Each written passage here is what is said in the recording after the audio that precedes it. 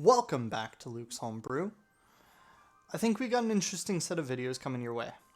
This is going to be the first installment of the tier ranking list of every D&D 5e class. Today we're going to start with the Wildman Hulk of a Juggernaut, the Barbarian. The Barbarian first appeared in D&D as a subclass of fighter within the first edition, and was later added as a standalone class in 1995, via the Complete Barbarian's Handbook of 2nd edition. Certainly taking inspiration from Conan the Barbarian, this hulking class does what the fighter does, but doesn't take its time dealing with the pleasantries of trying to kill you honorably. While not being known for their stealthy behavior, in 5e they do not create much noise, as they need nothing stronger than the skin on their back to kill their enemies. Starting strong in the lower levels, these PC monsters start with reckless attacks, unarmored defense, advantage on most dexterity saving throws, and rage within their first 5 levels, not to mention their extra attack.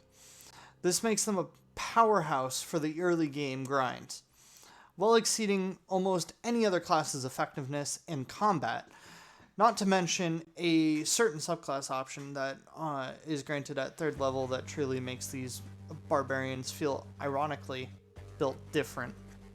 They have 2 subclasses in the player's handbook and 7 DLC subclasses in Xanathar's Guide and Tasha's Guide to Everything, which would each take a video and a half to completely break down.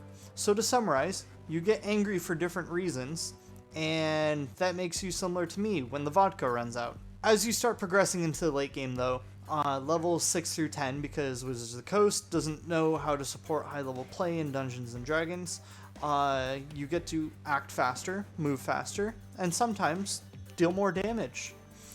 Some really riveting stuff if you ask me. In reality though, this is where the Barbarian suffers. While the spellcasters are hitting their peak, casting 4th and 5th level spells, you are in comparison stagnating at best and becoming a hindrance to the party at worst.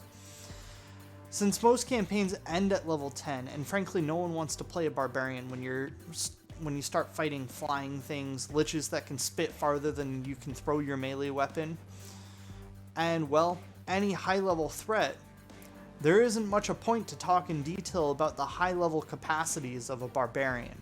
All in all, you're really good at hitting things until the wizard can do it better. Your job as a barbarian is to rage and tank some damage for your friends. So if you have an idealized martyr idea in your head, or you want to be a part of the monster manual, the barbarian is a great choice for you. Now let's talk about its strengths and weaknesses.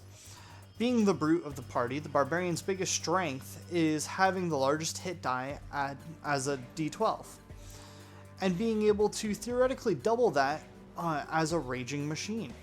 So long as you can stay close to enemies and keep those hit points pretty beefy, you will be leaning into the strengths of your barbarian. As for the weaknesses, however, the barbarian's rage specifies that you cannot concentrate on spells or gain all the benefits if you're not using melee weapons. So while thematically this all makes sense, you are kind of shoehorned into a very specific and honestly dangerous playstyle that is easily managed by a tactical DM, and you're unable to really effectively multi-class into most other classes. Additionally, just to poke fun at the RP is better than mechanics crowd, barbarians are assumed to have low intelligence and are brutes, and simply just cannot think of a better plan than just violence. If you go down that route, you will generally fail at every saving throw against spells and other magical effects that comes your way, and especially in the late game, when those abilities are at their most common. So, the best way to mitigate your weaknesses is typically a 2 to 3 level dip into fighter for some more versatility during the levels 7 through 10, as that is your weak point, and by doing so you stay on par with your comrades generally. Additionally, don't assume that because you're a barbarian that you can't be intelligent or wise. The Vikings are a classic example of a roving barbarian that they found ingenious ways to raid in unexpected ways, and were the first to sail to America due to their inventive skills and boat building skills. Have fun at the fantasy world, my Viking warriors, and sow chaos and carnage upon your enemies. My final ranking for Barbarians in D&D 5e is a 7.5 out of 10. It's a B tier class. Thank you for watching. If you haven't already, please hit that like button, or tell me what is wrong with your raging heart by leaving a dislike in a comment. Subscribe if you haven't already, and I'll see you next time. Bye.